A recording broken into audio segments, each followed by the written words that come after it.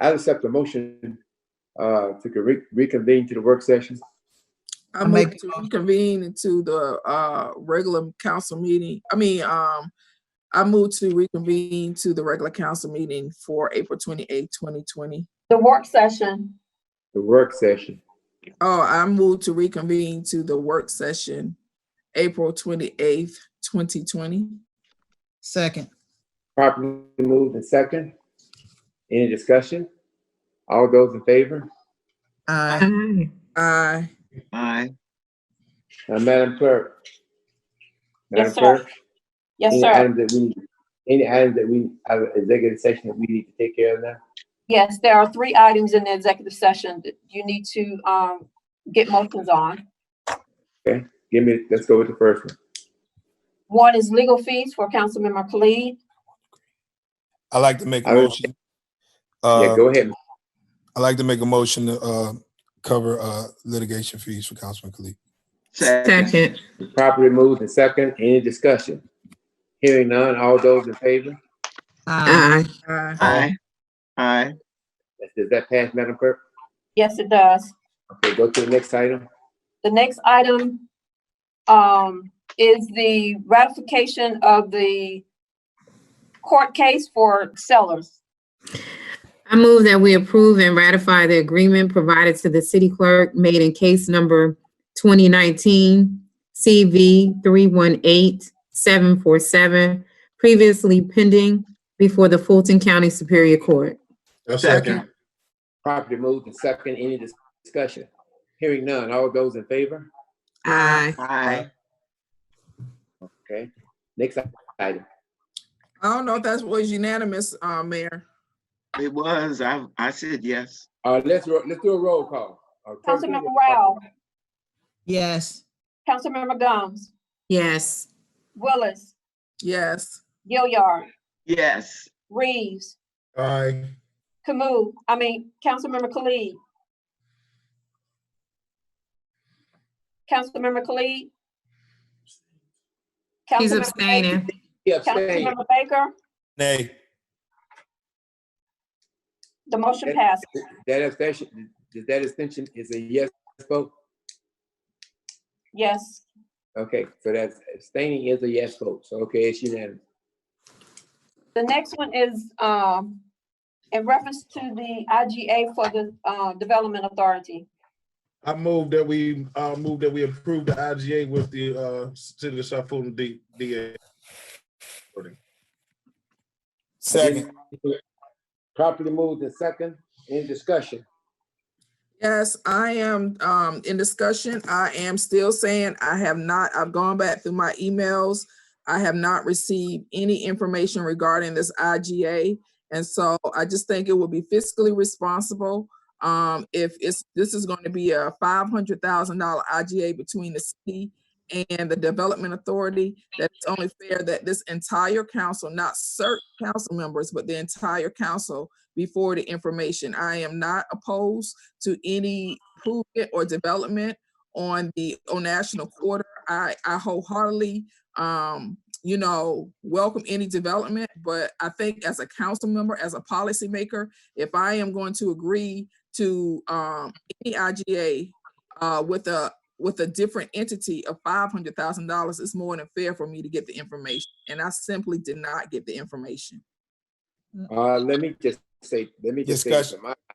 I have not gotten I just think that on situations we're talking about this kind of money and these kinds of contracts and things, that we need to make sure, not at 5 o'clock on Friday, but we need to make sure that it all gets in. And I'm also concerned about what staff feels. I'd like to hear what staff's recommendations on things like this. I'm not trying to get against anything on Old National or to move the project along. I just think that when we have something of this nature, we need time to look it over and diagnose what's going on. Okay, so let's vote. Wait, I'm sorry, I have a question. Yeah. The queue isn't working right now. At It least for me. doesn't work for this session, this part of the meeting. Okay, so should we use the hand raising in the participant section then? And I can't see your hand raised, so you got to work with me a minute. Councilmember Khalid likes to speak, Mayor. Okay. Okay. Baker as well.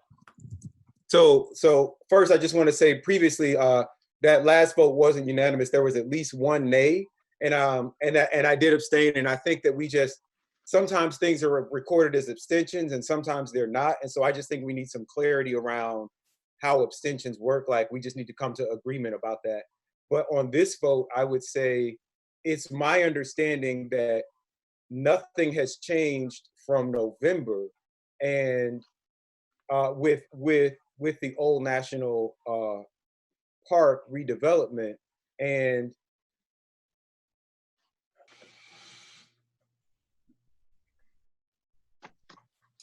You there, Mr. Creed? yes, I'm just trying to choose my words carefully. I think people on Old National, for whatever reason, there are lots of different reasons, but people on Old National have been waiting a long time for things. We've waited years for sidewalks.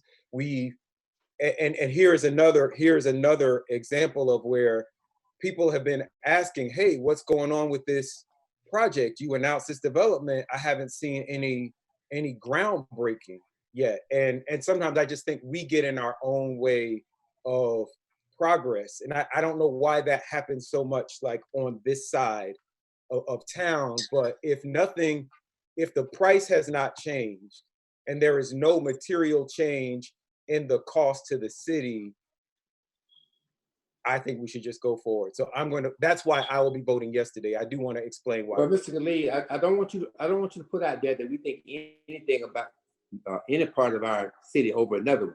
I just think there's a fiduciary responsibility, especially on things of this nature, that we must look at all the items. I don't want the development authority to come up next week with the same thing, because I didn't get it either. I don't have it.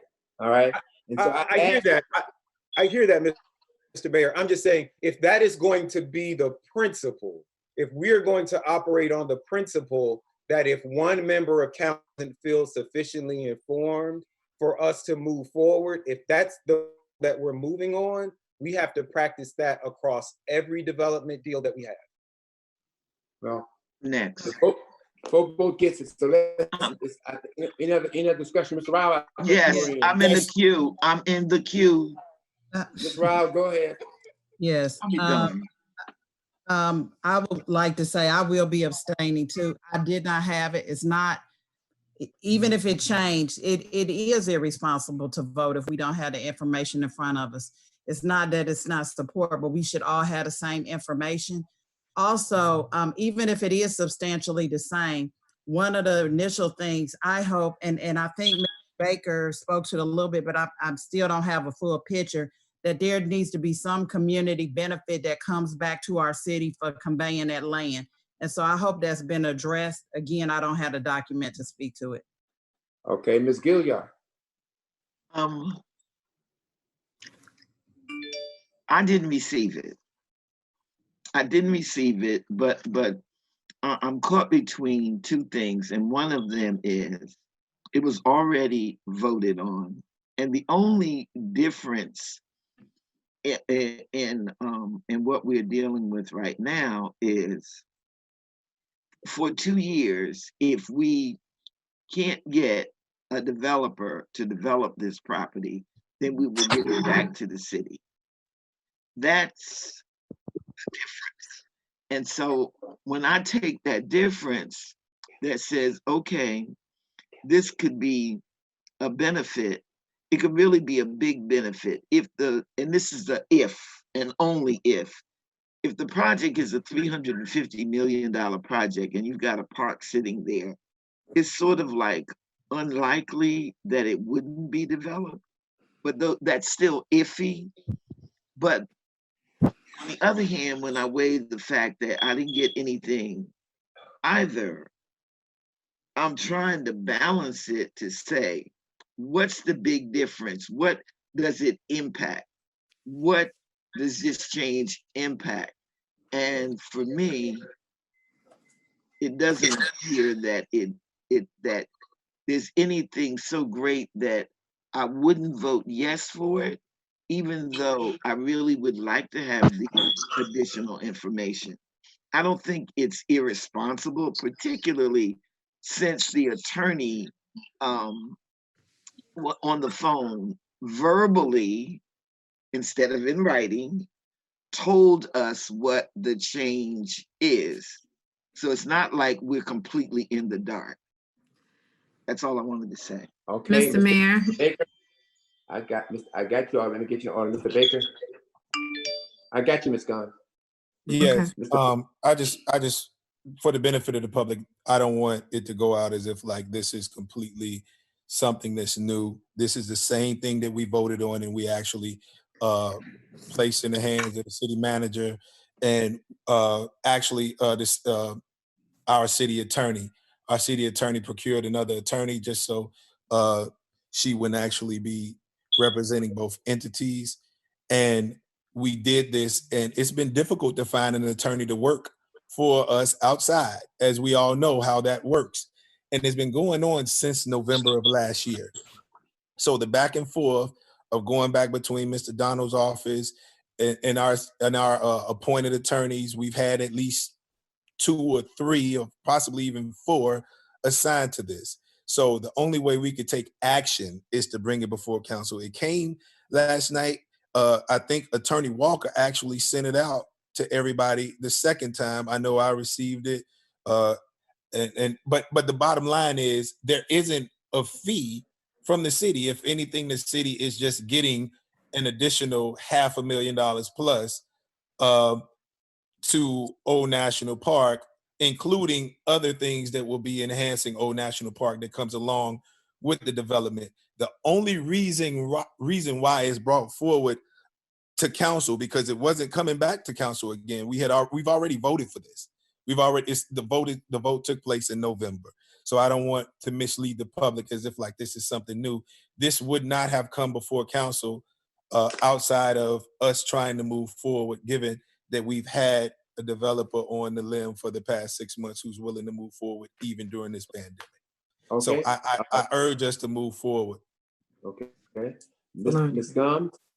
So I just wanted to let everyone know that there was an email that we were all copied on that came in on yesterday at 6 o'clock with that information, and it came from Attorney Walker. So we do have the information. If I need to re-forward it to you all, I will, but it is in your email. So to say that we haven't received the information, it is right there. So I'm going to forward it. That's the only thing. I mean, Baker spoke on most of it, but I just wanted to let you all know that we do have that information. Okay, so Madam Clerk, what's the motion on the floor? I was in the queue, Mayor. We'll take Ms. Willis and then we'll go to vote. Okay. And so the email that we got yesterday was at 6 o'clock, a 29-page document. The City of South Fulton Old National Park Conveyance, IGA. I just want to go back to November. I recall when this issue had come before council, and it was very controversial because it was walked on, the agenda was walked on. I mean, this resolution was walked onto a special called meeting agenda, and none of us had known about it then. And what we talked about it was that a plan was not laid out. Again, I have no issue with improving the Old National Corridor. All I'm saying is that if we're going to make this type of transaction, we need to get this information. We need to be on the same playing field. We all need to be able to read it, digest it, and we need to start working in silos. That's all I'm saying. Okay. All right, Madam Clerk, would you restate the motion on the floor? The motion was to approve the revised IGA with the Development Authority. And second, of course. It was motion by Councilmember Reese, second by Councilmember Baker. Okay, let's vote, please. Councilmember Rao. Wow. Oh. And Mayor, can we clarify for the record that this is? Can we just do it at the end? Hold on. I'm carrying a motion right now. I don't know what everybody's talking about. Let's carry the motion. Rao. Councilmember Rao. Abstain. Councilmember Gomes, Yes. Councilmember Willis, I'm going to abstain because I just haven't had time to read all the information. I don't want to vote no, but so I'm going to abstain. So it'll be yes if y'all get majority of the vote. Councilmember Gilliard, Yes. Councilmember Reeves, Aye. Councilmember Khalid, Where are you? Mr. Khalid, Councilmember, what is he saying? Huh? Yes. He's saying yes. Councilmember Baker. Aye. The Mayor, motion, Can The y'all Mayor. finish? Can y'all allow me to finish this motion? Yeah, I want to Go- finish. wait, I have no. Can you abs- allow I me to have, finish the motion? yes, I want What do to change. I don't have any abstentions on my record. So I'm just gonna go ahead and change this abstention to no. Okay. Ms. Willis votes no. the motion So passes, would you, the motion passes with 5-1 and one no and one abstention. okay. All right. And Mayor, just to clean the record, can we clarify that the version that you just voted on is the one that was provided to council yesterday at approximately 6 and that the clerk has since been provided a copy of? Because I know there are didn't think multiple that was- versions. but let's put it on the record. I didn't think it was an issue of that, but we can put it on the record. Thank you, Mayor. Okay. All right. I need a motion for executive session. No, a motion to close the work session. I got you. Motion to close the work session. I move to close the April 28th, 2020 work session. Second. Second. Properly moved in second. Any discussion? Hearing none. All those in favor? Aye. Aye. Okay, I want to invite everybody and thank everybody for coming to the regular council meeting of the city of South Fulton. Madam Clerk, would you do the roll call, please? Okay, the roll call for the regular meeting, we have Councilmember Baker, Present. Councilmember Khalid, Present. Councilmember Reeves, Count for. Councilmember Gilliard, Here. Councilmember Willis, Here. Councilmember Gomes, Here. Councilmember Rao. Here. You also have the mayor, Bill Edwards, the city manager, Mr. Donald, and the city attorney, Ms. Walker. You have a quorum. Okay, it's my chaplain, are you there? Mayor, I'm here. Okay, give us the invocation and pledge, please. Yes, sir. Yes, sir. To the mayor, city council, and assistant city manager and city manager, it's so good to hear you all's voice and to be with you. Just before we have prayer, COVID-19 has touched all of our lives in so many ways. However, on March the 17th, because of your wisdom and your love, you declared a state of emergency for the health and safety of us all. And for that, we are thankful. You led the way for all cities to follow. If everything had continued to be business as usual before our next meeting, some of us might not be here. So again, thank you. Out of the book of Romans, the 13th chapter, verse 1 says, let everyone be subject to the governing authorities, for there is no authority except that which God has established. The authorities that exist have been established by God. Let us pray. Oh God, for the bereaved families, we pray. We ask that you strengthen them and cover them. For those who are fighting the sickness, give them strength.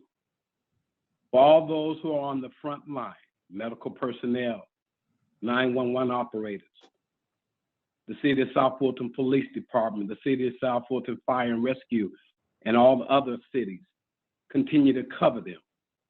Oh God, please bring all the resources to the South Fulton area. Continue to bless our city manager and all of our departments. Now, God, for our mayor and council, the burden of this city and its business and all of its citizens rest upon their shoulders.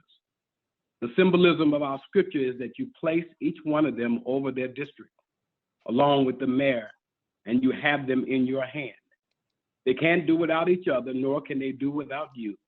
So, oh God, give them the synergy of oneness and wisdom to seek you. Because this is not over, keep us. because the numbers keep increasing, keep us.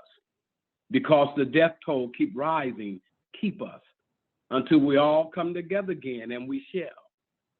Some way, somehow, until then, keep us. This we pray. Let us all say amen. Amen. Amen. Mayor, do you want to do the Pledge of Allegiance? Yes. I pledge allegiance to the flag Flag of the United States of America and to the republic for which it stands, one nation, under God, God. indivisible, with liberty and justice for all. Thank you, Pastor. Yes, sir. You're welcome. Okay. Madam Clerk? Okay, next is the approval of the council agenda. Are there any changes to the agenda? No, the work session item that we discussed on the pool cars, Attorney Walker, I think I want to bring that back, back at the next council meeting, because I want to give you an opportunity to update the changes that was put forth by the city manager. Okay, Thank you. will do. And if anybody else has any other changes, please feel free to send all of us an email to the entire council, please, and city manager. Any other changes, additions, or anything? I would like to, this is Councilwoman Gomes, under the filming ordinance for the second read, I would like to add 2 co-sponsors. That would be Councilwoman Rao and Councilwoman Willis. Thank you. Okay. Are there any more changes? Okay. Can I get, Huh? can I get a motion? I make a motion to accept the agenda as amended. Second. Properly moved and second, in discussion. Hearing none, all those in favor? Aye. Aye. Like a lot of ayes, so I think that is approved. All right, Madam Clerk.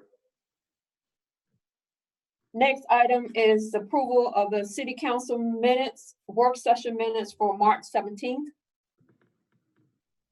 I'll entertain a motion. I move that we approve the city council minutes, Second. March 17th. March 17th. City Yeah. meeting. Properly moved and second. All in discussion. All those in favor? Hearing none. Let's vote. Aye. Oh, Oh, we All got right. a thing now. We can vote. I think that passes, right, Madam Clerk? Yes. Go ahead, Madam Clerk. Okay, I'm trying to get this done. The next is to approve the March 17th regular meeting minutes. I'll entertain a motion. I move that we approve the March 17th regular meeting minutes. Second. Properly moved and second, any discussion? Hearing none, all those in favor? Aye. Aye. Oh, she's gonna bring it on. Is that pass, Madam Clerk? aye. Aye for Catherine. Yes. Okay. So is it Go going ahead. to, will it be coming up on the screen? I'm trying to work it. Okay.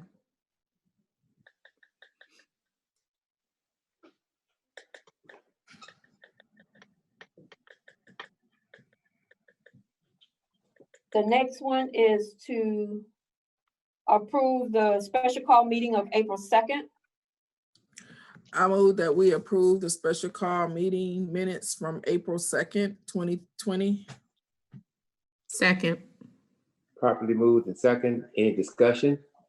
Hearing none, all those in favor? Aye. Aye. Aye.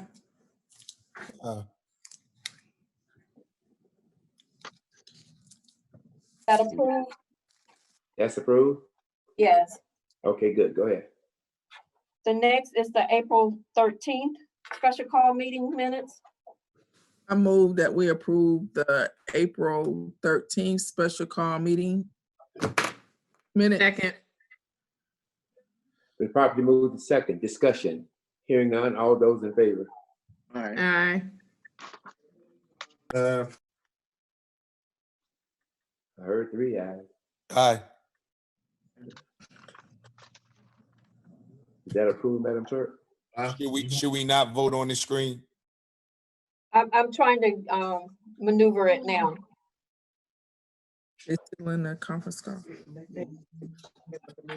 My screen has locked, Your screen is what?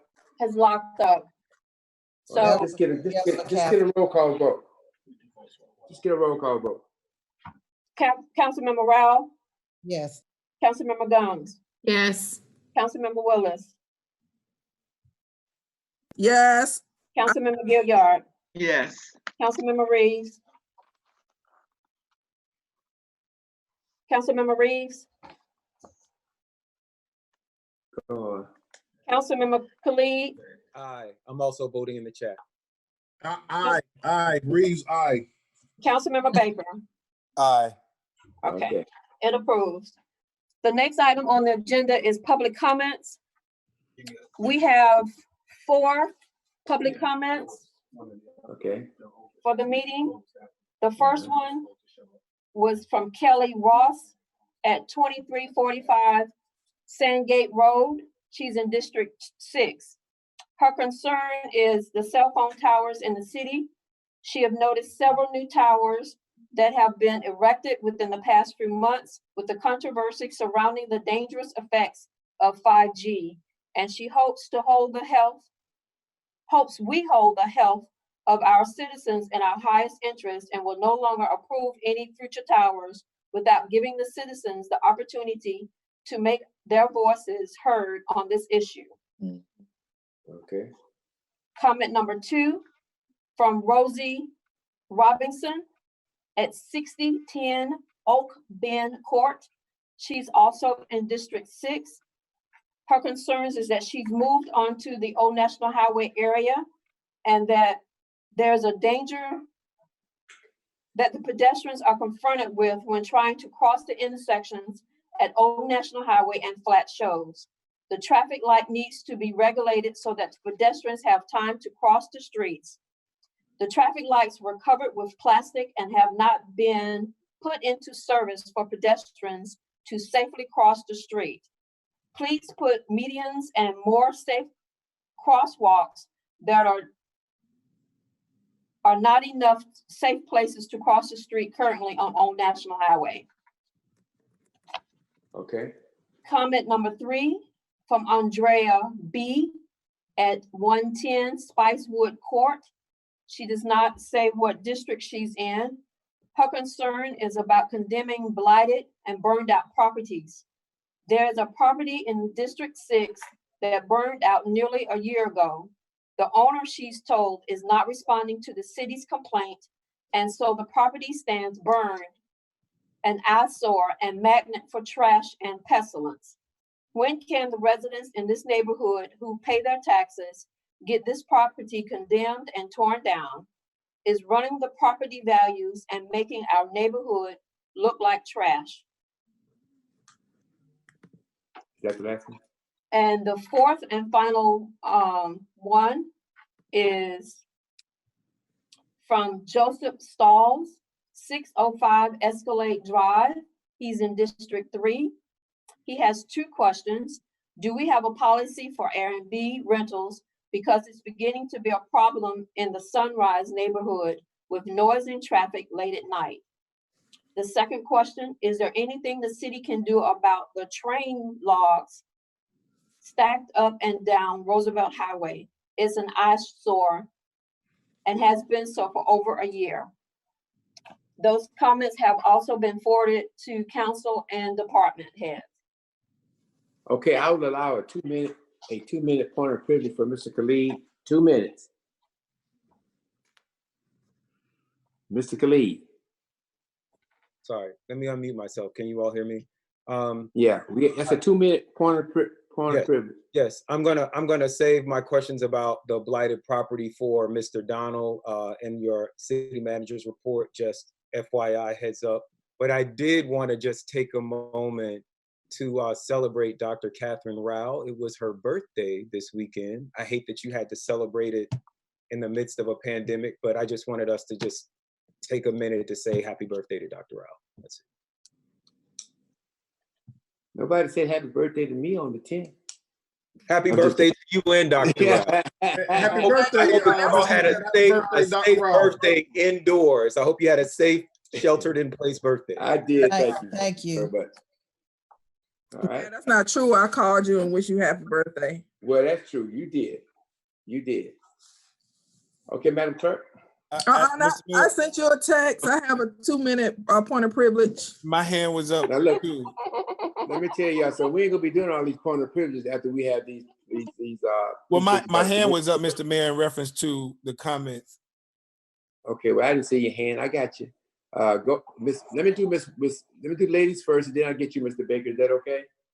Of course. I won't even take. All right. I won't even take 2 minutes. I just want to remind everyone that tomorrow we will be receiving 13,000 pounds of food from the Atlanta Community Food Bank. And if you cannot come to help break the food down, please send a representative. The protocol for COVID-19 will be strictly followed. And then on Thursday, we will be distributing the food from Welcome All Park between 1 and, between 11 and 1. So, and we will be receiving weekly distribution going forward. We'll be working with the different churches as of May 3rd to do distributions throughout the community so we can make sure that the food is being distributed in an equitable manner. Okay, Mr. Baker. Yes, sir. I just wanted to respond to the first comment. And Mr. Mayor, I don't know, you could probably chime when I'm complete in reference to it because we spoke last week. I've written a resolution opposing the unlawful advancement of 5G small cells, seeking assistance from the U.S. Congress and helping to ensure the protection of cities and the public with respect to the administration and advancement of those 5G towers that the citizen in District 6 was speaking of. I requested that it be on this agenda. I didn't know, of course, until it was. I thought it was in time, but Mr. Mayor, will that be on the next agenda? That's absolutely correct. And I would ask everybody to take a look at that so they have their comments and questions maybe answered before we get to the meeting. Thank you, sir. All right. Well, let me just say lastly, since everybody's talking, we did have the food delivered this morning to City Hall, and we have 69 boxes, and it's 24 meals per box for 1,656 meals. All right.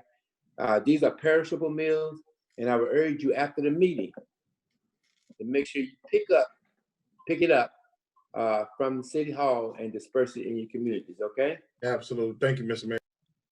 Okay, Madam Clerk, let's go. Yes, Mr. Mayor. Next item. The next item is council review of the March 2020 financial report and fiscal projections. Mr. Malazzi. You there, Mr. Malazzi? I'm here. I'll be sharing the PowerPoint presentation. It's up, Mr. Malazzi. Oh, it's up there. Okay.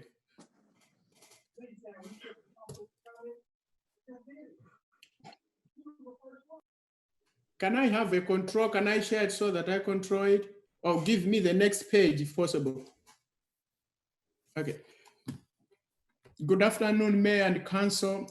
We are reviewing the 2020 budget for the month of March, ending March 31st. So the general fund. That's not the right email for us? The city of South Fulton in its mid-year combined balance of $26 million that we ended as of 31st of March in our cash flow. This will be this will be in support of an ongoing commitment that we have. To date, the general fund, that's to date, we are talking about 31st of March, we had received $53 million in revenues. And on the other side, we had spent about $26 million in expenses. The city had collected about 70% of its budgeted revenue year to date, 31st of March. And most of those ones, as you all know, they are from property taxes that we receive in the month of October, November, and December. And on the other side, the general fund expenditures are lower by 15% than budgeted. But the reduction of revenues inflow, as you all know, from March, due to the COVID-19, is a big concern for the steady operations of the, to have less revenue that can no longer, if things go like this one, be able to support our expenditures. If you bring up the other one. And this is a summary of our revenues. Adopted budget or amended budget as of March 31st, total of $75,964,302. And the receivables so far is just the same what I've already said on the revenue side. We received as of March 31st, $53,263,161. And that's the summary of expenses, which we'll be talking in details. But if you see at the bottom of the page, you have $26 million spent and $26 million that is over the expenditures. If you bring up another page. Below is a highlight of general fund revenues for the month ending March 31st. Property tax revenue is 47% of our general fund. In March, we received about $1.7 million. The majority of those revenues we received in March were from public utilities, because they are billed in February, then they get, we receive those money in March. Much of the tax, property tax is received October, November, December, a bit of it, January, February, kind of like we're going towards the end. Then March picks up because of all utility companies, most of them, almost the majority of them, they pay in March. That's why we had that rise of revenues of taxes in March. So far, by end of March, our revenues, because the majority of revenues, they come from property tax, we had received 80% of what we projected to receive.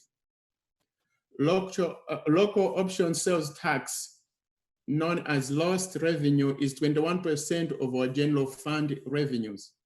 Overall, we have received 70% budgeted revenue by end of March, but with a drastic drop of inflows.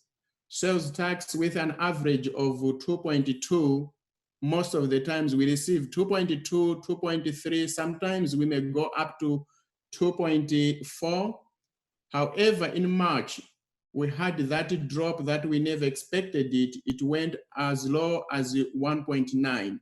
We still don't know what is to come for us in April. That's the reason why we are pushing our budget amendment to be in May, so we can see the true picture of our revenues that will come in April, where we had the total shutdown.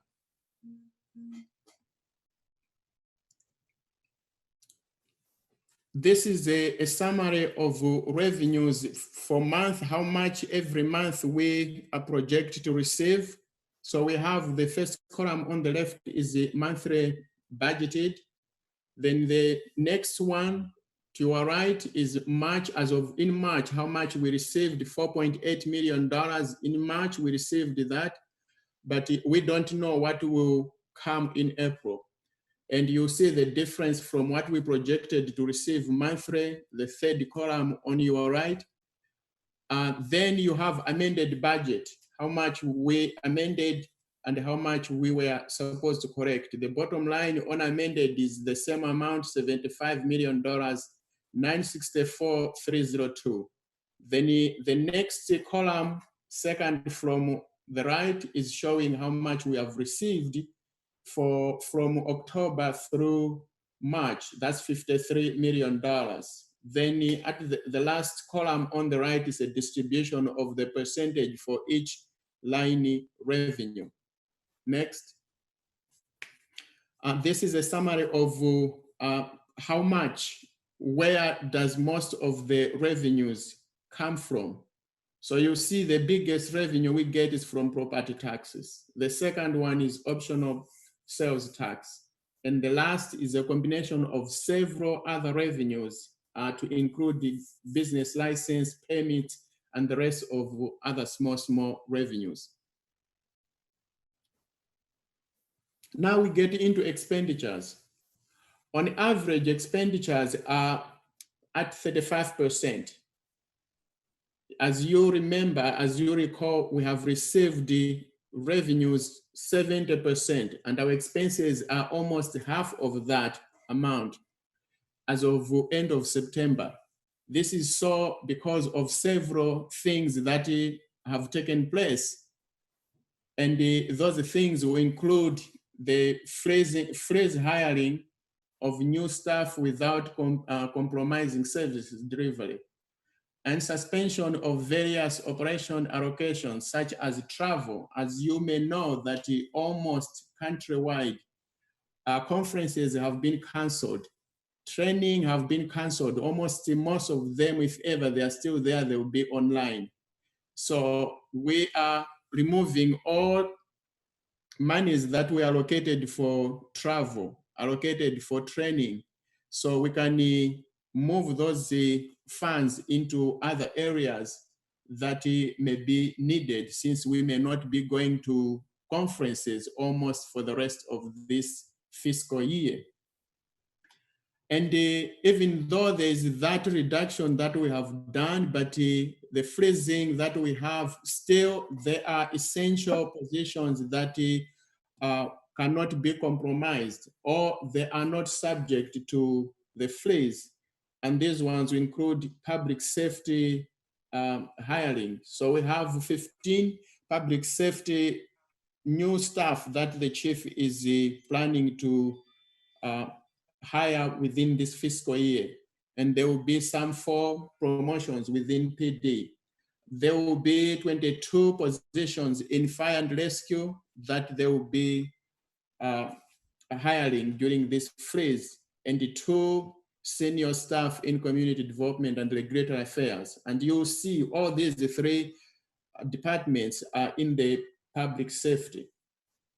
Hiring freeze for non-essential and filled positions, cancellation of some contracts, travel, training, limitation of general operations, because we want to limit as much as we can until what we are spending on is either deemed very essential or is an emergency. So those savings we have will be able to make us up for revenues shortfall.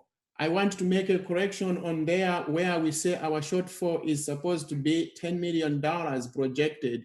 As you say, that number has been revised.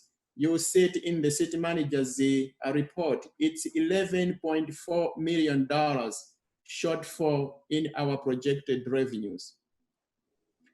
This is in anticipation that if that happens, that nothing happens, we'll still be able to maintain our current services and also be able to pay all our current employees should nothing happen. And anything that we talk about may be in terms of public safety, should there be any additional expenses that public safety may incur in order to protect residents. That means everything will shift and we have to go to rebalancing the budget and cut more. That may include personnel. As of now, personnel reduction is off the table. Next. This is a summary of our expenses. We saw the 35% that we have, and we saw the 70% on the revenue. So this is the distribution of department by department, how much we have spent to come up to 35%, and the $26.4 million that we have spent so far. Go to the next. This is again on the expenditure side. The biggest, our expenditure is on personnel. Then we have operations, that's at $9.9 million, and personnel is $16.5 million. Next. It's the same one that is just showing the entire blue. It's representation of where our money is, and that's on the personnel side. And the other one is on the contractual. Then you have suppliers, which is about 6%. Next. Overall general fund expenditure is 35% of its budgeted account. The blighted property, this is other accounts other than the general fund, but we have several other funds. And I picked it up, this one, that's to do with the blighted property. As you all recall that you approved the formation of the blighted property in order to clean up some areas in our citywide. And so far, 60,000 has been spent through transfer of restricted grants. This 60,000 will be used for local match on the grant that we're applying. And once we get to the grant, will help to clean up or remove all the blighted property within the city. Other funds also included in the March that had expenditures, confiscated the assets, restricted grants, hotel, motel, capital projects, as well as solid waste. Next one. So we have $75 million amended budget in general fund. Then we have, as you say, confiscated only $50 was spent in March. Then we have E911, and we have restricted grants, how much was spent, and then you have year to date at the end. So total, that's to include general fund, $26 million, plus other funds. From October through end of March, we spent $30,459,263. Next one. This is the representation in details. From here up to the end of the presentation will be taxes in details, because wherever I was presenting at the beginning was in a summary. So if you would love to see how our taxes are distributed, this is the area that you may go up to the end of my presentation. And you also see this one is also included in the city manager's presentation. So to make up, I want to go to the end of my presentation and entertain some questions that you may have. Some of those questions may be answered during the manager's budget presentation. This report, March report, is to give you an overview of what is happening or what is to happen, at the same time to prepare you for the budget amendment that will be coming. The city manager will also get into that. So we want to analyze April, see exactly what we have, and prepare the budget amendment that is almost over now, then bring it to council, review it with you, then you approve it or you make some changes for the rest of our fiscal year. I will entertain comments and questions. Okay, my queue is open. I don't see anybody. I know Mr. Khalid, you called in, so let me get you first. Mr. Khalid? No, sir, Mr. Mayor. That was about the That was the thing for Dr. Rao's birthday. Okay, yeah, I got you. Sorry, I got you. I have no speakers in my queue. Hearing none, Madam Clerk. The next item on the agenda is the city manager's report and the current and future proposed activities related to COVID-19. Mr. Manager. Yes, sir. Good afternoon, Mayor and Council. I provided, and again, I apologize for the tardiness in the provision of this detailed information or whatnot. But and how do I reduce the screen? Hold on 1 second for me.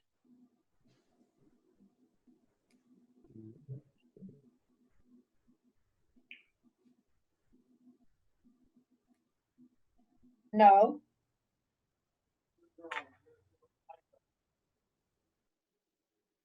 Exit full screen. Got it. Okay. So again, apologies for providing this document last night. As you can see from how lengthy it is and the details, we have tried to respond to all of the information that council has requested of staff as you begin to evaluate and make further decisions on our response to the coronavirus. And so for the edification of the public, while it was not in your packets, it is, you now have it directly, and for the public, it is on our COVID-19 page under the memo section by date, so folks can follow along if they want to. It's a 32-page document, so I won't dive fully into it, but there are 5 main areas that we have responded to the will of the council to provide insights on. The first is just an overview of city-specific health data that's included as an attachment, and there's a brief overview which I'll go over. The city treasurer just mentioned the projected fiscal impact of COVID-19, and so along with his March year-end report, we've provided some written, more expanded detail within the memorandum, how the governor's order impacts our day-to-day city activities, as well as, while we are not, and I want to be explicit about this, we are not advocating for the city to reopen and return to full operations. We have begun planning for it, because what we cannot do is not be prepared to reopen or reopen safely, whether it be a partial reopening or a full reopening. And so a high level but detailed draft, and I'll stress that again, draft preliminary 30-day reopening plan has also been included, as well as a recommendation that our body consider forming a consortium with other South Fulton cities to not only make considerations related to reopening, but also to alleviate some of the shocks and stressors related to our overall response. And so with that being said, I'll quickly go through some of this information and then, of course, pause for questions. First thing is that there are approximately 800,000 cases that have been identified within the United States, with close to 50,000 deaths. As of noon of April 26, Georgia had a little under 24,000 cases and approximately 1,000 deaths, and 92 of those deaths were in Fulton County, with about 2,500 of those cases. What we have been unable to really get is the race-specific data, but I did provide the city-level data as an attachment to this document, identifying the various cities.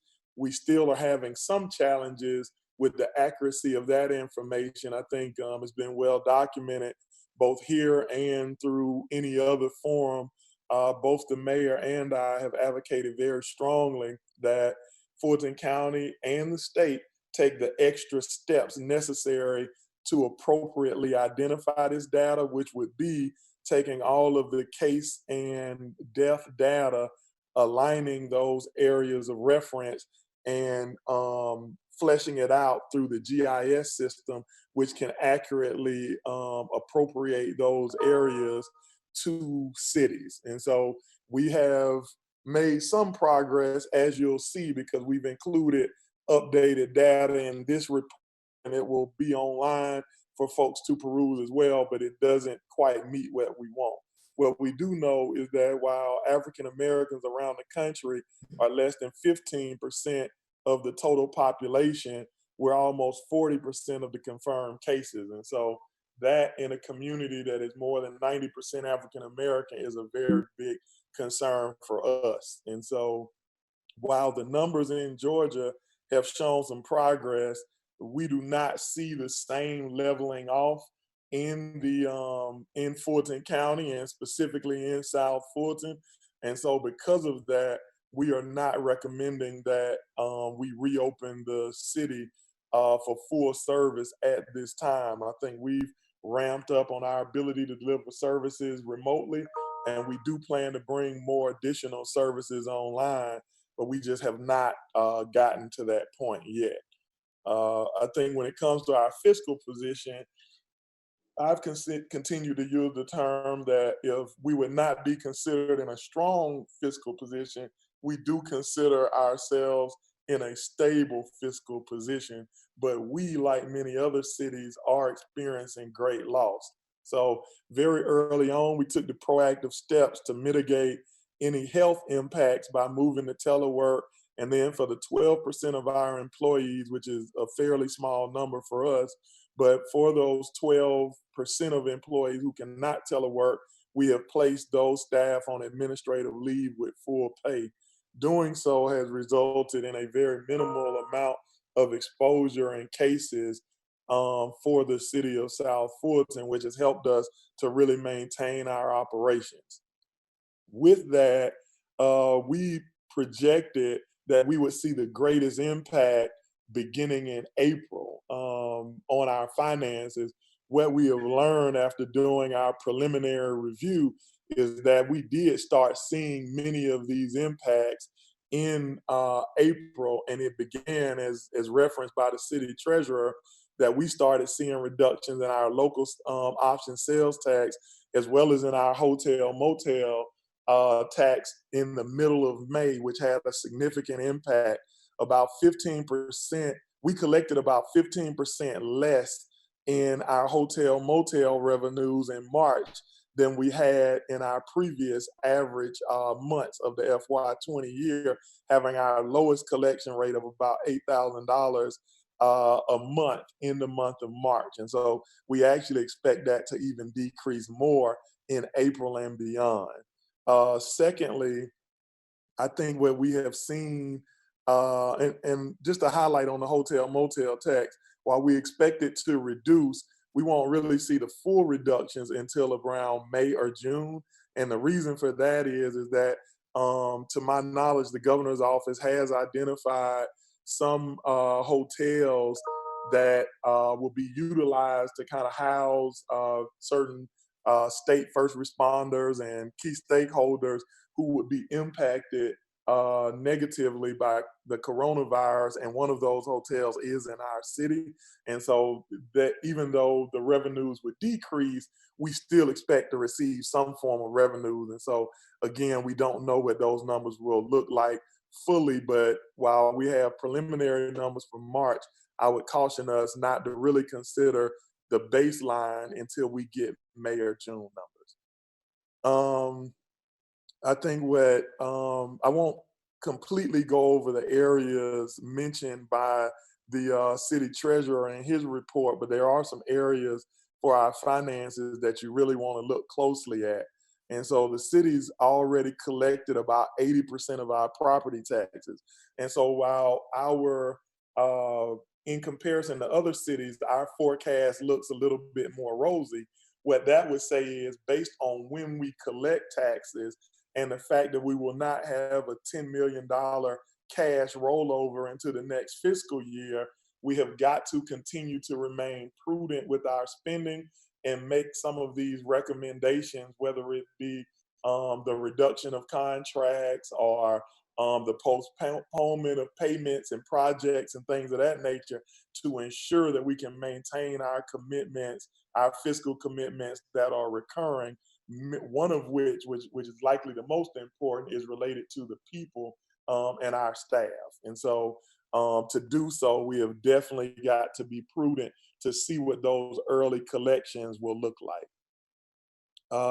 Another thing is, I think we've been pretty transparent that we have slowed the outflow of cash so that our cash flow and our net flow of cash out the door, while it's reduced and our expenditures are reduced from contracts, it would make us more of a cash-based government in the near term, and we would continue to leverage and pay our current debt service for things like the URA and other areas. So for us in the near term, business does not stop because of those decisions that we have made or recommending that you make. And so when you look at this document and you see that we are projecting a shortfall of about $11 million, when you combine the freeze of non-essential position, the termination of contractual services, which is not fully included in here, as well as the elimination of non-essential travel, which is included, we basically, our deficit goes to about $5 million. And again, that's not including the termination of contractual services, as well as factoring in some of the offsets, which I will spend just a moment highlighting that. So the financial report provided by the city treasurer did not include the inclusion of special purpose funds and grants. And so that is a good thing, and that is something that we're purposefully doing, because as we move forward, remember, we have the SAFER grant, and so those reimbursements will reduce some of our fire-related expenditures. We do have hotel motel tax collections that we have not utilized that can be utilized to offset certain costs as long as they are related to the those categories. And so in doing so, that will also help us stretch our budget. There are other examples, but I won't dive into them for the interest of time for this meeting. But again, for these reasons, the city is currently in stable position, and it's why we're confident that we won't have to take some of the adverse actions related to that our other cities have had to take. In addition to that, I think another thing is, while the hazard pay position has been fairly controversial, one of the reasons why I am excited about our program and thankful that the council has taken that proposal and run with it to the benefit of our employees. I think you've seen in the news that some of those who have offered hazard pay have removed that option out of their consideration now that the governor has, quote unquote, opened things up for business. And so for us, I would say that many governments, and I will call nobody by name, that's not my style, but many governments are reducing pay and doing reduction in force quietly while touting their efforts around hazard pay and other things loudly. And what the city of South Fulton is doing is really keeping our promises and eliminating lip service by really supporting our people, keeping everyone on payroll, moving services forward, but providing a hazard pay option that isn't as flashy and glamorous as everyone else, but providing something that is sustainable for our city and giving a benefit to employees that we won't become Indian givers or the give and take or whatever those different terms are.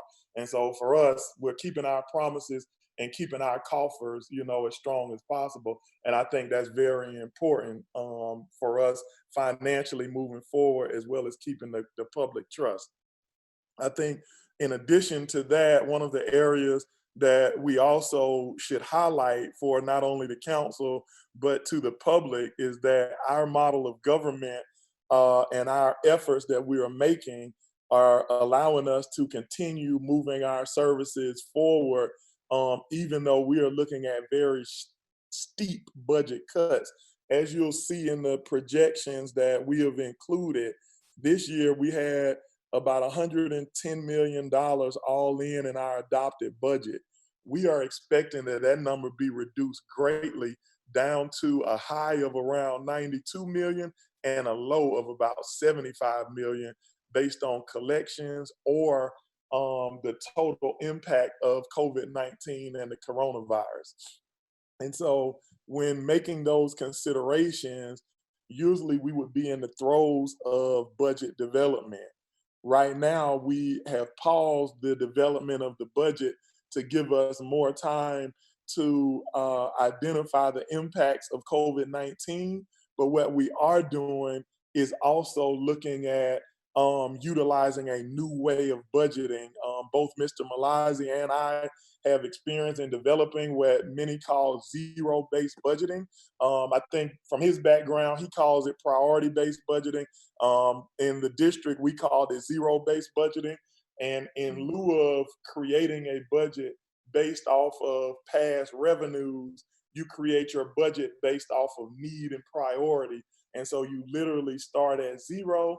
Each department head will have to identify first their staffing levels, which currently exist, with no expansion of staff. So with the existing projected staff, which is why we have not held off on hiring for police, fire, and other public safety areas. And then you move from staff to individual requirements related to materials, service, contracts, etc. And so our goal is to begin a zero-based budgeting process in May and make substantial progress by mid-June so that we can get ahead of our budgeting process.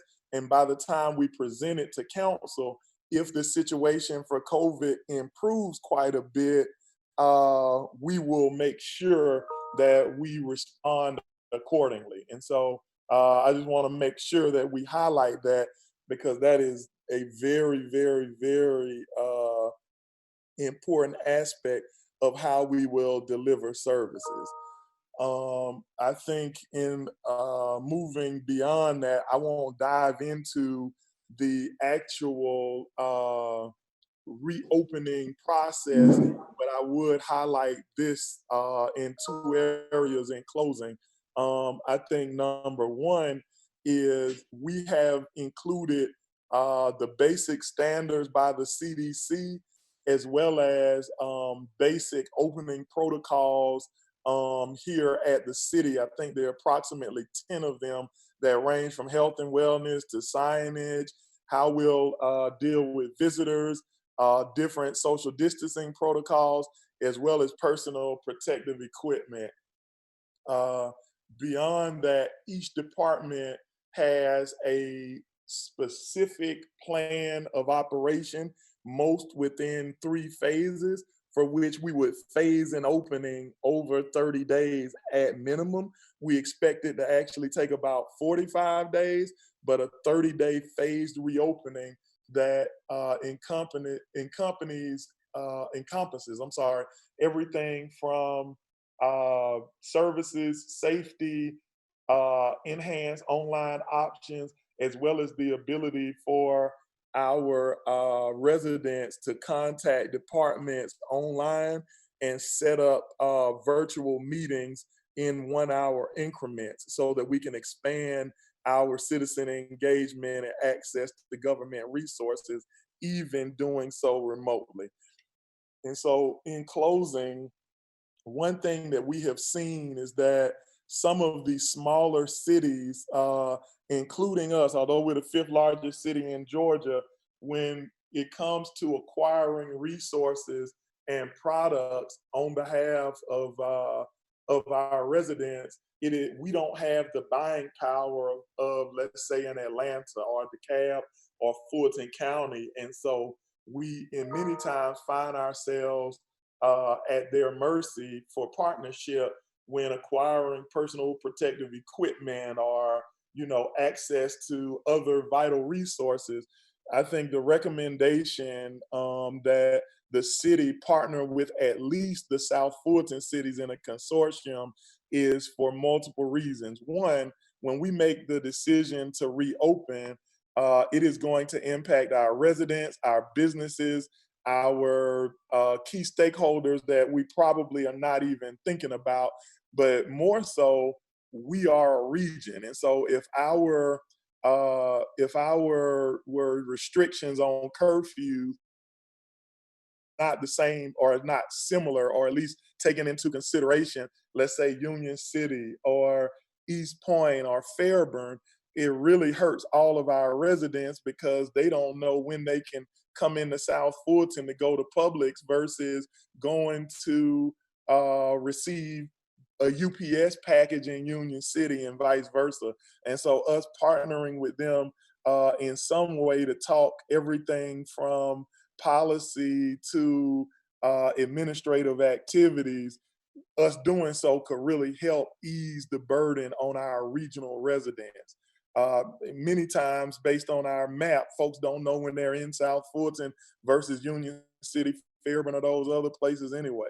I think secondly, if we could develop some type of consortium around these South Fulton cities, then our buying power, as well as the ability to dictate cost, greatly increases, and it makes the procurement process easier for all of us, and we would be able to more readily keep our residents and our staff safe. And so that recommendation has not been fully fleshed out, but I have partnered with some of my South Fulton as well as national colleagues to flesh out a general plan of what such a consortium would look like, and I plan to provide that to the council within the next few weeks.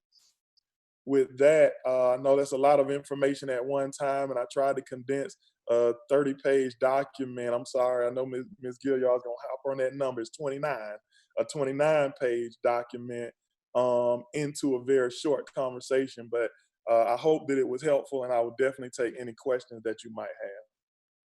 Thank you, Mr. Donald. Mr. Councilman Khalid. And Mayor, I did say one thing, a childhood phrase that I should not have utilized, related to us providing a benefit and then taking it back was the point. But I used what I would consider, I don't know if anybody else, but I get offended by things very easily. And so there was no intent to offend, but the purpose was that the city of South Fulton has no intent. And I've heard our residents, but also our council loud and clear that if we offer something and make commitments to our staff, as well as our residents, that we should keep all of those commitments. And so all of our efforts have been in a purpose to do so. Thank you, sir. Councilman Khalid. Hey, thank you so much for that presentation, Mr. Donald. First, I do want to give kudos on that consortium idea.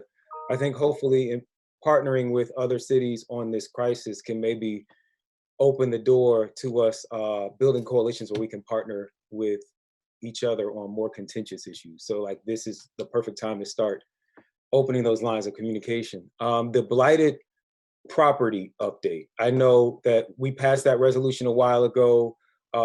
Community Development and Regulatory Affairs has a list of several properties across all of our districts.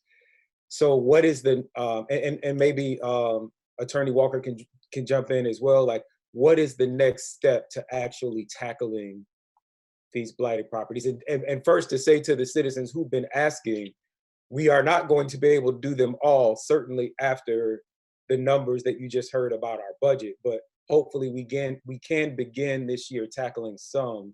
What's the next step to do that? Mayor, is it okay if I address Councilman Khalid? Yes, it is. Yes, it is. Yeah, so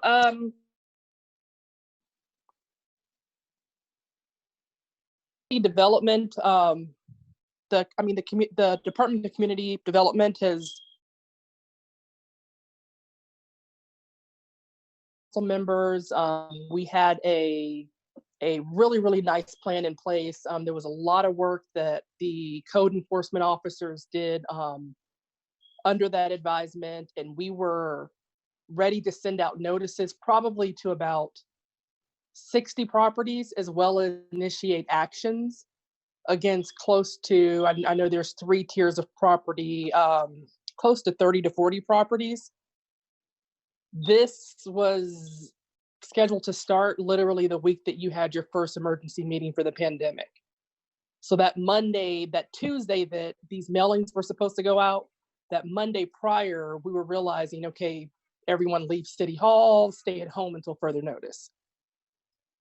I don't know when the process is going to resume, because it will require pulling people into court. It will require code enforcement, having hearings before the municipal court. So a lot of that process is in limbo, but it is packaged and ready to go. And I think it will probably just be a part of the rollout plan that the city manager has kind of put in place, as far as getting with staff and seeing, okay, when is it safe for us to actually restart our municipal court, as well as pull people into court and, restart this process. Yeah, and that is, she's 100% correct. That's included. I didn't dive deep into it, but we've got a 3-phase process for court reopening, and that consideration is included. So yes, sir, it's included in there.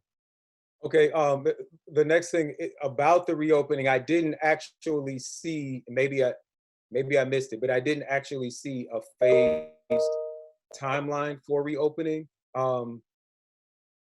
I will, and I know that the emergency ordinance that we passed said like until further notice. I just wanted to get some clarity. Maybe it's a question for the council even. We are not reopening City Hall at this time, and we are not going to have in-person council meetings at this time. Is that correct? Have we set a date where we might possibly consider reopening City Hall? Have you proposed such a date? No. So what my memorandum and what I'm saying and sticking to is that currently we don't have enough information from a fiscal perspective and a safety perspective. And so with the information we have, we've developed a 30-day process for opening. But we are recommending that City Hall remain, or our mode of operation remain in place through May 30th. And that is because all of the models, at least the ones that folks respect, say that Georgia and specifically Metro Atlanta will experience a continued peak at least through that time, and that our community will be the most adversely impacted if we lifted such restrictions. Okay, awesome. I don't want to go against the advice of our city. I do know that cities like Atlanta, their park facilities are closed, but their trails are open. We don't have, at least in my district, we don't have a lot of sidewalks or things for people to walk on. If it's okay, I would defer, first of all, I would defer to the parks director, but I was thinking that at least at some point in June, like maybe June 1st, if we have the resources to do it, I would like to see our park walking trails open. We could like maybe keep the basketball goals down and have the tennis courts and the buildings locked. But if people could at least just get out and walk in the park, I think that would That's be actually nice. Well, that's actually a part of our recommendations. So that's the first phase of opening for parks, and we left that at the discretion of the elected body, because you're going to have, even though we have a pulse of the people, you're going to have the greatest pulse because they call your offices regularly. And so the first phase of any opening is actually allowing folks access to the trails and things of that nature, but not necessarily the parks and fields. And so I think you hit the nail on the head. And I believe that based on what other folks are doing, access to those could be granted at your discretion, with allowing us a reasonable amount of time to prepare. Mr. Khalid, go ahead. Mr. Khalid, I think he's right. One of the things we first put out, and correct me if I'm wrong, manager, that encourage people to walk in their neighborhood when we first started off. Okay, Yes, sir. but when you're looking at Atlanta in terms of confirmed COVID-19 diagnosis of 1212, and right up under that, you'll see South Fulton County at 335. Yes. Those are the numbers that we have to base our decision on as to anything that we do. And you know, we're number two in our region. The only other South Fulton County, South Fulton City is East Point, who are basically around number 4. So I just want to emphasize that we're looking at the numbers, we're looking at the data, and as to when we can make ourselves available to reopen. Awesome. This is my last thing, and I'll yield. But I don't know. This is like the first regular meeting that we've had. I don't know if there are like any intentions to go back to the regular meeting schedule. But I would just note that at least for the month of June, the second Tuesday is June 9th, which is the date of our primary. And there are discussions about moving that primary back to June 23rd, which would be the 4th Tuesday. Luckily, there are 5 Tuesdays in June.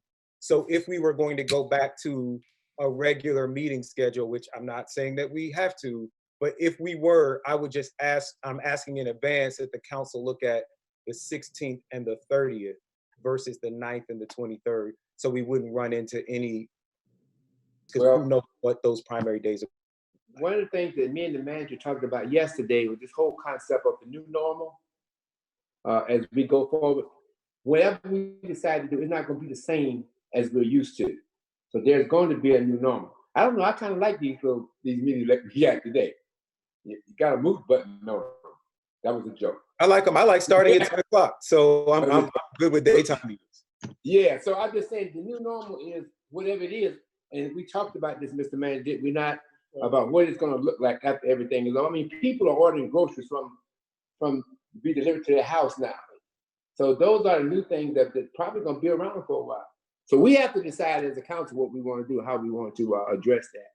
Yes, and for your edification, Mr. Khalid, the mayor has asked that he knows that we had a couple of things like today that we kind of backed into a corner that we had to get done prior, but he has asked for a staff recommendation on a regular meeting schedule, and I committed to have that back to him for full distribution to the council by next week. Okay. All right. Ms. Gums, go ahead. Oh, finally.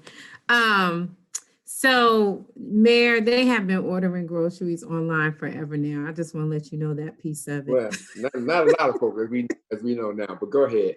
But I did want to talk about the Fulton County report. Now, I know you all said that public health report that you all don't necessarily have access, but seeing the latest report, it does alarm me in that South Fulton is up under 335 confirmed cases. So I don't necessarily believe that opening up right now would be the best thing. So again, I need you all to really take consideration in how we're going to move forward with that, because a lot of people are still not listening. And on the walking trails, we still have people over here at Wolf Creek on the walking trails. It's not like Atlanta because it's not like the Beltline, but people are still out and about.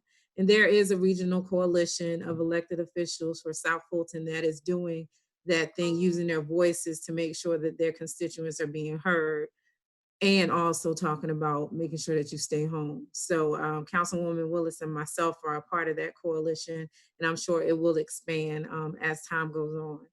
But if it's possible, are you able to start sending us those reports from Fulton County Public Health? Yes, ma'am. So that was the first one we received. And so what I have started to do, and I'm also trying to limit from just overwhelming y'all with too much on the same day. So on Thursdays is when I don't know if you caught on to it yet, but on Thursdays, I send the combined census numbers. And then on Fridays, I'll send the combined regional situation report. Right. Okay. Also too, I do understand that the city of Atlanta received about 88 million to help with municipal operations from that CARES Act. Yep. Is there anything possible for our municipal government to receive any type of funding to Yeah, help with we the actually, shortfall? and we've been receiving information about that today because we did submit. Hold on, let me just look at this for a second. The first thing is we have submitted some items, but we've got we don't have a population of 500,000 or more, so we don't necessarily qualify. Fulton County received an allocation. I've actually I know that Ms. Russell, who's been our point of contact, she's been getting in touch with Fulton County. I don't know if she's gotten the information she needed, but I'm actually putting together a report for our South Fulton resident as well as Chief Officer of Fulton County, Ms. Anna Roach, and for Dick Anderson to let them know what our expenditures for the CARES Act are currently and what we project. And we will be making a request for a substantial reimbursement under the CARES Act through them. Okay. Can I chime in, Mr. Manager? Yes, sir. Councilwoman Gums, I also sent a letter to the commission and to the county manager on that same issue. Not only did I send one, there was a letter sent by Mayor Broom of College Park and Mayor Ingram of East Point. We had a meeting yesterday, the South Fulton mayors, and one of the things we decided to do was that we all stick together. So there is a combined letter going to Fulton County that's going to be signed today by all of us, requesting support. Now, my letter was talking about the funds and the PPE equipment that we need to service our people. The other thing that we talked about was the allocated funds coming in through the county. We feel that even though we're not a city of 500,000, but we feel that that the allocation should come directly to the cities and not to the. And I asked the question: if it comes to the county, is there a service fee? Because you know that most people that when you pass through like that, they charge you a service fee for what you're doing. So we're asking the county, we're asking the government to send it directly to us, and we've had that discussion with legislators up at the Gold Dome. I also want to tell you that, and Ms. Catherine, Councilwoman Rao asked me this question. I'll let y'all know the answer to, and that is on the business license end, which is a moneymaker for us. You know, she was talking about it not being online like the rest of them. Well, it's going online in August, so I want to make sure that you all know that. Also, we've done a lot in this city, and I think I was talking to Councilwoman Rao about this the other day. We have done a lot as a city in terms of supporting our constituents in South Fulton, along with a lot of people. And I got to shout out to the pastors of this area too, because the pastors of this area have come on board. They have helped us tremendously to get food and everything out to everybody. So I just want you to know, as a South Fulton government and its cities, we're all locked in hand together because we're all losing money. If I can tell you some of the money these other cities are losing, man, you think we be feeling good, but we're locked in. We're gonna stand with each other to make sure, especially on this area when it comes to social distancing and when it comes to sheltering in place, we all stand together in doing that. Okay. All right. So, and just going back to the social distancing, I saw this weekend, especially in Gresham Park in DeKalb County, how that open up the parks, it kind of got outrageous. So is there anyone monitoring the parks? Yes, ma'am. We are monitoring all of those facilities. And so we've had some folks go on to the trails when they shouldn't, try to use the football field. And so we haven't, when things are not super egregious, we're trying not to have adverse actions on our residents. But we have, you know, we've been in this meeting since 10 o'clock. God darn. Miss Williams, we hear you. So we got to. But we have moved people away from that. And I hope it wasn't lost, because I tried to in the memorandum, I usually don't use bold, but I made sure to bold, it is not our recommendation to open, it's not our recommendation to ease these guidelines. But if we don't start planning for a reopening now, we will fail whenever it is time to reopen.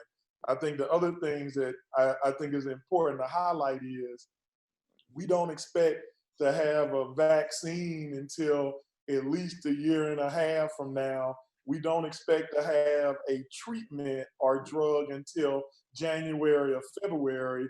And so it would be unlikely to assume that we could remain in this pattern for almost a year and a half or 2 years and still have the doors open for government. And so what we have done is taken some of our bright minds internally, as well as some of our resources externally, and just come up with a draft plan. It is the first step to, one, let the public know that we understand that the economy has to keep going, but we're going to be as responsible as possible while also remaining in our stance for the foreseeable future.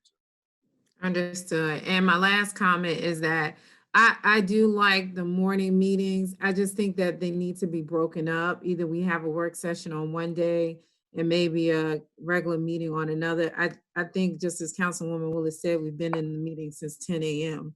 Yeah. So I want you all to also keep in mind our constituents, and then also too, you know, the majority, once we start opening back up, everybody will be going back to work.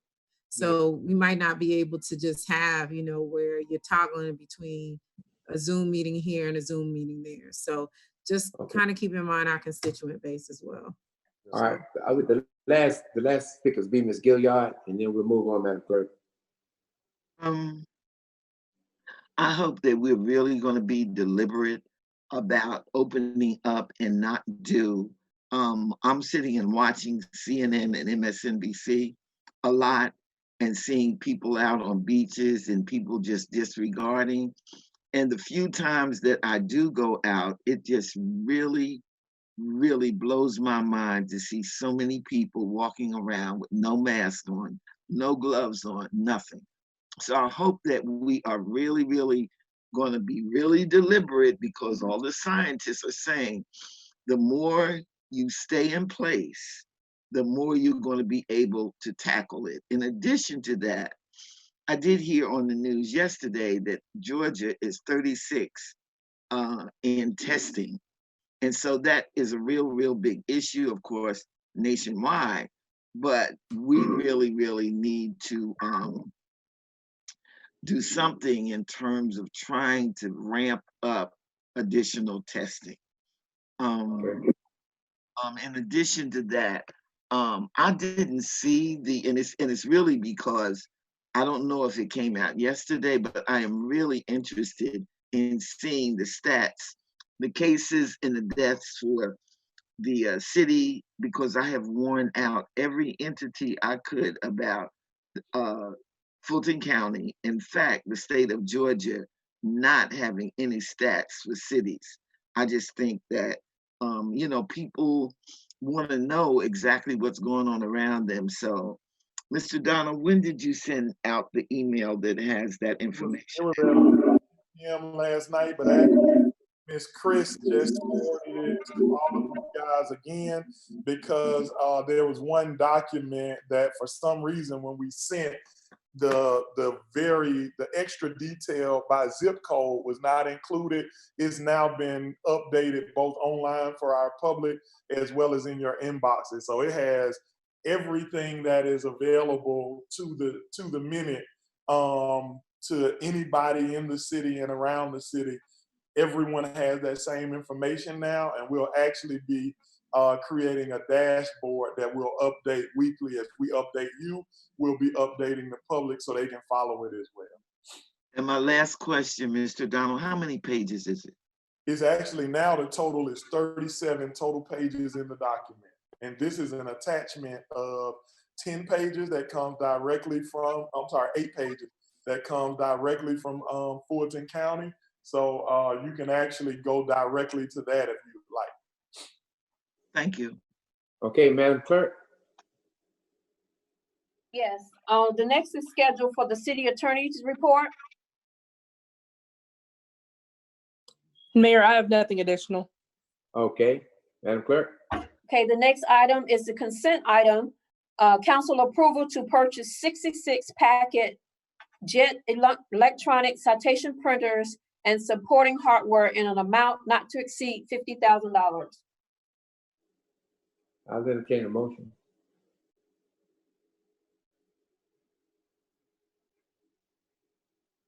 I make a motion to approve the purchase of equipment as presented in the packet for the police department's printers. Second. Properly moved in second, any discussion? Hearing none, all those in favor? Yes. Aye. Comment. Let me I hear. have, I I have have the a voting, comment. Huh? I have the voting up. Oh, Okay, vote. Please vote. Wow, I didn't get a chance to comment. Mayor, if anyone has any questions, Chief Meadows is on the line. Look, man, we ready to go. We're in the vote now. Okay. I had a comment. We're in the vote now. Okay. Did it pass, Madam Clerk? Hold on, I'm trying to get to the vote thing so I can vote. Go ahead and record yes for me. I'm trying to get to the vote thing. Okay, it passes. Okay. Next item, Madam Clerk. Got took the wrong thing. The next item is council approval of second reading to and adoption of amending film ordinance. Okay, that's Gums Gilliard. Y'all have the floor. Actually, it's Gums, Wells, Rao, and Willis. Oh, okay, sorry, I see that on it too. I'm sorry. Go ahead. So, as you know, of course, before the pandemic hit, there was a lot of filming happening within our city. This ordinance just pretty much is streamlining the process and also just giving more process and procedures to the permitting of filming in the city of South Fulton. It also creates a film liaison for the destination, for the office of destination of South Fulton. So that will still be under community development. And that is it. I'm asking for my colleagues to move forward with this legislation. That's your motion? Yes, sir. What is your motion? I would like, oh goodness, where is it? I would like to make a motion to approve the film ordinance for the city of South Fulton, amending Title 17, Chapter 10, Media Productions and Permits for the city of South Fulton. Second. Properly moved in second, any further discussion? Hearing none, all those in favor? Aye. The vote is open. Oh, Vote is okay. open. Where do you go? Where do you go? No, You know Mr. the agenda. To the I chat. got it. You got it? Yes. You got me? That approved, Madam Clerk? Did you get me? No, Councilmember Gilliard, but I got you down as yes. Okay. So is that approved? Yes, it is. Okay. Next item, Madam Clerk. Next item is council approval of second reading and adoption of amending the litter ordinance, litter control ordinance. Councilmember Gums and Gilliard. Ms. Gilliard, I'll turn it over to you. Ooh. Okay. If you're not ready. Yeah, you do it. The amending of the litter control ordinance for the city of South Fulton. This is also, we work with Public Works, just tighten up the litter citations and making sure that they are strengthening for the city of South Fulton. I know we originally adopted Fulton counties. So this gives us an opportunity to make sure that we are proactive about making sure that we are enforcing the litter control. And now we're actually able to process citations and give out stricter fines for the city of South Fulton in their littering. So my motion is to ask you all to, I make the motion to adopt the amending of the litter control ordinance, and this is our second read. Can I get a second? Second. Properly moved and second. Any further discussion? Hearing none. All those in favor, please post your vote, please. Aye. Okay, I'm about to vote. I see it up Novus. to the, okay, it is. Does that pass, Madam Clerk? There's an Yeah. eye for Corey Reeves. It didn't come up on my screen. Aye for Reeves. Aye for me. I don't see me either. You go to Novus. The motion passes. Okay, next item, please.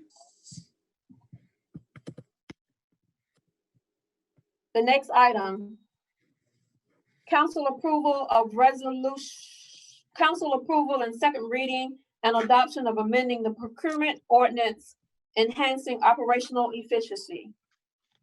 This was the emergency ordinance. So this is the second read of So the we got that Willis, Val, and Gums and Reeves. Willis, is Councilmember Rao, Gums, and Reeves. I make a motion to approve the second read for the procurement ordinance that would exempt professional services from the standard processes. A second. Properly moved and second. Any discussion? Yes. Go right ahead, Ms. Gilliard. Actually, it's taken out of the emergency section number 9 in the code, and all it does is take it out, but it doesn't say anything about checks and balances and methods or procedures or anything related to internal control.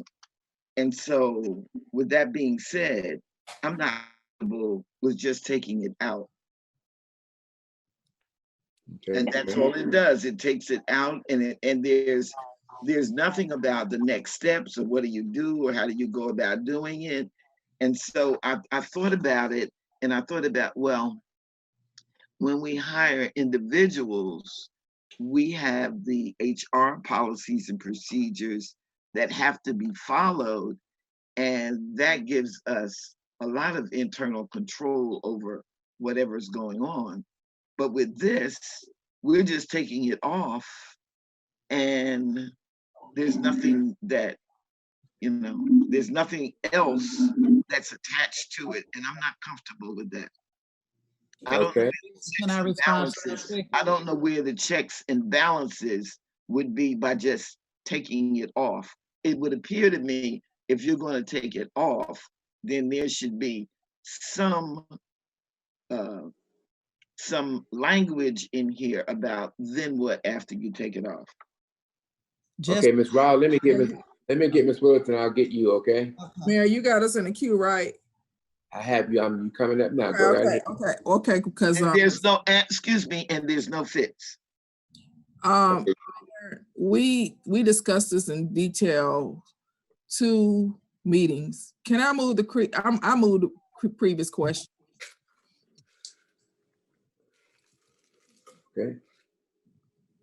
Can I get a second for moving the previous question? Second. We properly moved and second to move the previous question. All those in favor? Discussion.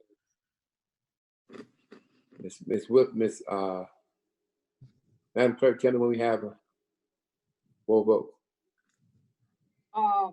Wait, we can't made vote. a There's no motion. call.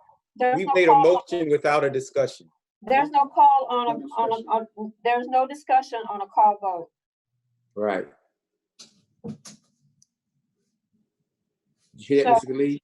I'm calling for. I hear it. I hear it. All right. I'm calling for the vote. Baker.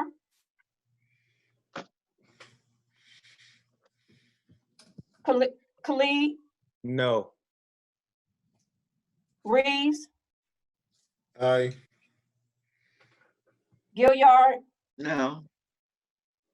Willis, Yes. Gums, Yes. Rao. Yes. It passes. Okay, that passes. Do we have the motion on the previous? The motion is to approve the amending of the procurement ordinance enhancing operational efficiency. Let's vote, please. I'm sorry, I have discussion. Can we discuss the motion I now? moved the previous question. There's no discussion. There's no discussion at the previous question. All right. I mean, I think it's disrespectful not to answer a council member's questions because you have the votes, but. we'll Well, go I ahead. called the previous question and it passed. You absolutely did. Yes, she called the previous question. Okay, let's vote, please. Do a roll call vote. Yes, Helen. Yes. They've already voted, so Oh, Yeah. did? yes, Did it pass? it's 4-3. Okay, good. All right, next item.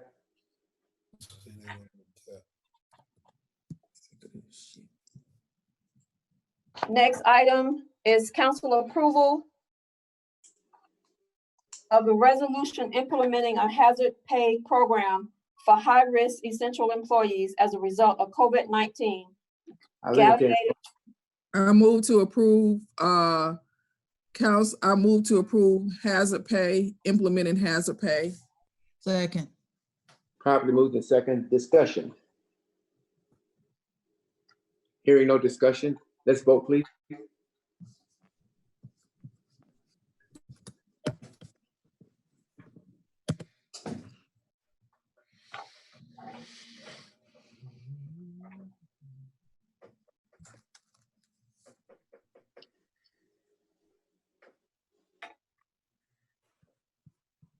Councilmember Gilliard, what's your vote?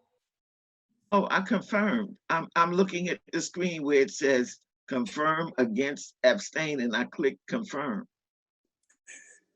You don't see it? You have to click it twice. Okay. You see it now? Yes, I do. Okay. Okay, the vote is 5-2, 1 abstention. All right, next item. The next item is council approval of the first read of a welcoming city ordinance, which welcomes all races to the city of South Fulton. This is the first read, Councilmember Gums and Gilliard. I think that if I may, Councilwoman Gums. Yes, you're fine. I think that that this is an important piece of legislation to for us to approve, simply because even though we know what the racial makeup is of our city, it is important that everyone feels welcome, and for them to know that that we really value everyone. And in addition to that, it is also important for our National League of Cities project, because it's all about equity and trying to bridge the gap in a number of ways. And it's a different type of equity, really, as it relates to, well, it's not so much a different type as much as it is that they're all different types of equity gaps in many cities, including ours. So I just wanted to make that comment. I do see, Mr. Khalid, are you in? I do see you in the queue. Yes. Yes, I agree wholeheartedly with this resolution. I'd actually like to add my name to the ordinance. I'd like to add my name to the ordinance, and I would like for us to consider broadening the ordinance. This ordinance just talks about race. If we're going to be welcoming, I think that we should include ages, sexual orientations, gender expressions, and mental and physical abilities. I want us to be welcoming to everyone. Okay. Well, I definitely believe that that language speaks to that, but if you want to add, or you can work with our city attorney to add that, and I don't mind you actually being a co-sponsor on the ordinance. Again, this is a specific designation that we also are trying to get our city. I attempted to bring this forward probably about maybe a year and a half ago. The timing wasn't quite right, but I knew that Councilwoman Gilliard was working with the National League of Cities, and then also to focus in on the racial disparities and inequities in cities. So I think this is a definite ordinance that we need in our city. But if you're interested in that, you can work with the city attorney and we can bring that language forward. Thank you. Okay, Yeah, this is the first read. okay, I had a question. Go ahead. I'm sorry if I wasn't in the queue. I was trying to get to it. I guess I'm confused. Are we getting some kind of award or something? Because I don't understand why this is necessary. I mean, No, it's not. It's not an award, but with any city, you do want to be able to have a welcoming city ordinance to get, specific designations. I think what Councilwoman Gilliard is working on, that's part of some of the things that she may be able to get additional funding or things of that nature through the National League of City. It also kind of helps us as a city with, economic development and things of that nature coming into our city, showing that we're open and we're not just exclusive. I understand the racial makeup, as we have been claimed the blackest city in America, but it also assists us again with being all inclusive in those organizations and even global companies looking at us and considering us for economic development. Okay, thank you. I just want to make one point. When this city came into fruition, it's bipartisan support, and it took people from all creeds to help us bring this city to fruition. So thank you for doing this. I didn't know anything like this existed, but I hope that people already feel that the city of South Fulton is a welcoming city, being the fact that we came into fruition with bipartisan support and people from all walks of life, color and creed, and helping us, bring this city into existence 3 years ago. Absolutely. Okay. And this will amplify that messaging. All right. Yeah. Let me get Councilwoman How much Route, and we'll conclude this discussion with Councilman Baker. Okay. I want to thank you for bringing forth this resolution. I do think while we may be a majority a community majority people of color, we do have to be cognizant, and I will ditto Councilwoman Willis said, when we fought for this city, it was all racist as well. And so we need to make sure that our narrative is such that it is inclusive of all, despite the fact that we're majority community of color. So thank you. All right, Mr. Baker, you want to round this out? Yeah, I'm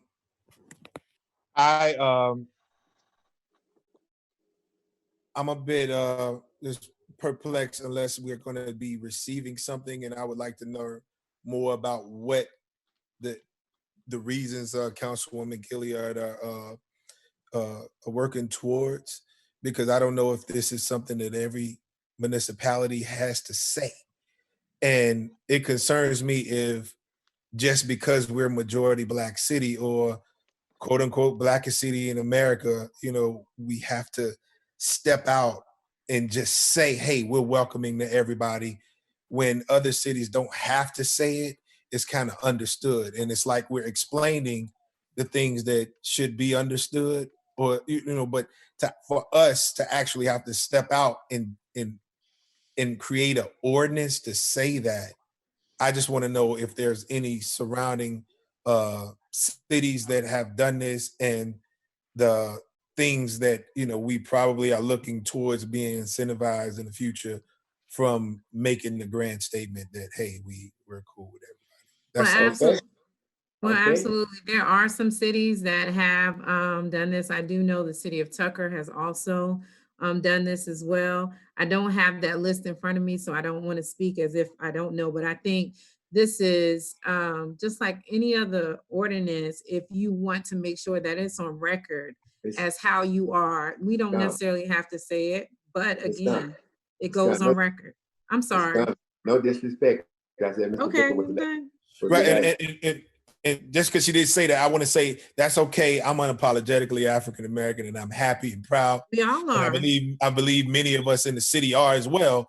But I just felt like that I should ask the question: is there anybody else doing it? Just because of our demographic, I don't feel we have to be apologetic in any aspect. And being who we are, while at the same time we embrace everyone else. But this is a new ordinance that I didn't even know that was a thing. And if it is a thing, I hope that other cities of different demographics are following suit as well. Okay, Madam Clerk, next item, please. The next item is the first read of amending the procurement ordinance, enhancing accounting protocols. Councilmember Gilliard. This is of course, the initial, and basically the only difference is that if you are going to, if there is an emergency and there are items that are needed and it's above $25,000, it's real simple. Just provide a list. That's all. Because what we currently have on the books is that for $25,000 and less, you do have to provide some documentation. And I really wrote this after the $50,000 one and the $70,000 one, especially the $70,000 that didn't have any supporting documentation, and the $50,000 that we received an email right after the meeting. So that was the thinking behind that ordinance. Okay, this is the first reading. Does anyone else have This is the first read. It's the first read. Anyone else have any comments? If not, Madam Clerk, sign the next item. The next item is council approval of a resolution encouraging just rent mortgages. Councilmember Khalid. Yeah, this is just a resolution. So as with all resolutions, it's just a statement of belief, similar to the ordinance that we passed. But this is not legally binding. It's similar to resolutions that we passed opposing the fetal heartbeat bill or immigrant detention centers. We are just calling for both business leaders and congressional leaders to be considerate of people who are having problems paying their rent and their mortgages. I will say briefly that there is one error. So this has actually been passed by a couple of cities. We got this language from Athens. So line number 76, it actually still says no Athenian, and that should be no South Fultonite or no South Fulton resident. And that's it. Okay, I think I see Mr. Reeves in the queue. Oh, and I do want to add Mr. Reeves as a co-sponsor. Mr. Reeves? Yes. Oh, no, that was from the previous deal, but I'm straight out of Grady, being a Grady baby. We welcome all, and I do believe in this resolution about the just rent, and so I encourage everybody read it and get along with it. And you want to be added as a sponsor? And I want to be added as a co-sponsor. Okay, that's good. Councilwoman Rao? I support the resolution as well. I just have one question for your consideration. I know there's one provision in there that speaks to the basically landowners making them aware of food resources and all that. That just seems like a lot, and it might not be in their purview. And so other than that, I don't have any concerns with the legislation. Okay. Did I get Mr. Khalid, did you get a second? Oh, I didn't make a motion. So yeah, I make a motion to pass as amended with food. We can strike the food resources language that Dr. Rao suggested striking. So I make a motion to pass it as amended. Second. Properly moved and second. Any further discussion? Hearing none, all those in favor, just aye or Aye. The voting is open. Voting machine is open. Just vote. Record your vote. Wait, nah. Go with mouth. You get it? Yes, I did. Thank you. Is it Councilmember passed? Baker, are you voting? I voted, ma'am. Where did you vote? Where did you vote, Mr. Baker? I voted. The screen came up again, so I did it again. Okay. Did it twice. The That's motion 3 is times. approved. I voted Yes. 3 times for it. The motion approved. Okay. Are we done? I don't take That's a the motion. I last don't think they item have any on more. the agenda. Oh I my don't think we have goodness. any more executive I items to be move that talked we about. adjourn. I move that we adjourn. Two, I second and Two third. seconds. It's been properly moved that we adjourn. Any discussion? Yes, if we have a meeting at 10 o'clock, we cannot end it at 2 anymore. This is ridiculous. Well, that's on you all. Goodbye, everybody. Hold it. Let me do we have say more this. discussion? Yeah, make sure you all go by and pick up your food that's sitting there at the office. I left y'all 2 boxes. Have someone to go by and pick Are it up. Did we you get still- my box, Are Helen? we still recording? Yes, we Yeah, are. I had an item. I'm sorry. I had an item for discussion really quickly. Oh, I gotta go. We're in discussion, right? Yeah, I just wanted to invite people on May 5th. I'm going to be holding a voting town hall with AOC May 5th at 8 o'clock. So Alexandria Ocasio-Cortez and I and some other progressive people from around the country are going to be talking about the importance of these elections. How's this June 9th. Jermaine? What's Your adjourning? ballots are already in the mail, so people are already receiving their ballots. Man, Let's this vote not to Jermaine. adjourn. Let's vote to adjourn. All those in favor? Aye. Aye. Do we have enough, Madam Clerk? Yes, Councilmember Gilliard voted earlier. You have This enough. meeting is adjourned. Yeah, I voted to adjourn as well. All right. Aye. Goodbye, everybody.